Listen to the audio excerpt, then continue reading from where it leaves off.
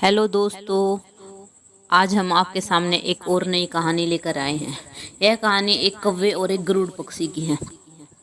एक बार एक कौवे और गरुड़ पक्षी में दोस्ती हो जाती है। दोनों काफी समय एक दूसरे के साथ गुजारते थे। उन मित्रता इतनी गहरी हो गई थी कि वे आपस में एक दूसरे से कोई बात नहीं छिपाते थे। एक दिन दोनों नदी के किनारे पेड़ पर बैठे बात कर रहे थे। तभी एक यमदूत उधर से गुजरा। वो कौवे को देखकर मुस्कुराया। गरुड़ और कौवे ने उस यमदूत को अनदेखा किया और अपनी बातों में लग गए। लेकिन लेकिन अगले दिन फिर वही हुआ। दोनों बातें कर रहे थे, तभी वो यमदूत फिर उधर से गुजरा। वो कौवे को देखकर मुस्कुराया। इस बार कौवे को कुछ शंका हुई।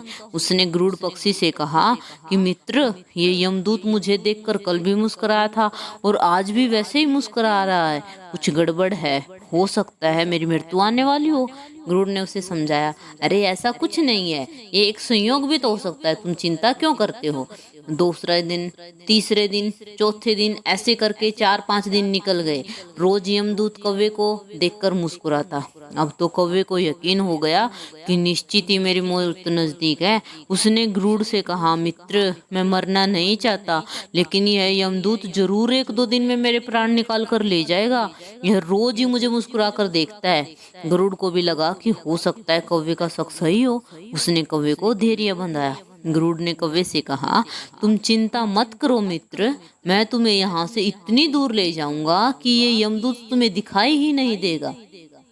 गरुड़ ने कौवे को अपनी पीठ पर बैठाया और उस जंगल से हजारों किलोमीटर दूर कैलाश पर्वत पर उसे ले गया। दोनों को अब ये डर नहीं रहा कि यहाँ उन्हें कोई परेशान कर सकता है। लेकिन लेकिन यह क्या, वे जैसे ही कैलाश पर्वत पर पहुंचे तो उन्होंने देखा कि वह यमदूत तो वहां पहले से ही मौजूद है। उसने कौवे को देखते ही पांस पर पांस फेंका और उसके प्राण निकल गए। गरुड़ देखता रह गया। उसने यमदूत से पूछा कि तुमने इसे क्यों मारा। यमदूत ने कहा कि इसकी मौत इसी समय लिखी थी, इसलिए इसके प्राण निकल गए। गरुड़ ने फिर पूछा, तो फिर तुम इसे देखकर उस जंगल में मुस्कुराते क्यों थे। इसे मारना ही था तो वहीं मार देते। यमदूत ने जवाब दिया, इसकी मौत कैलाश पर्वत पर ही लिखी थी, लेकिन 4-5 दिन पहले इसे उस जंगल में देखकर मुझे आश्चर्य हो रहा था कि ये इतने कम समय में कैलाश पर्वत पर कैसे पहुंचेगा। इसके पंख तो इतने छोटे छोटे हैं और ये इतनी लंबी उड़ान भी नहीं भर सकता, तो ये हजारों योजन दूर कैलाश पर्वत तक कैसे पहुंच पाएगा।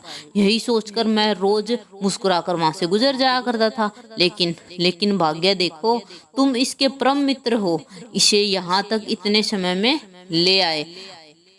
दोस्तों, इस कहानी से हमें सीख मिलती है कि हमारा जन्म और हमारी मृत्यु भाग्य की ही बात है। इससे कहीं भी छिपाया बचा नहीं जा सकता।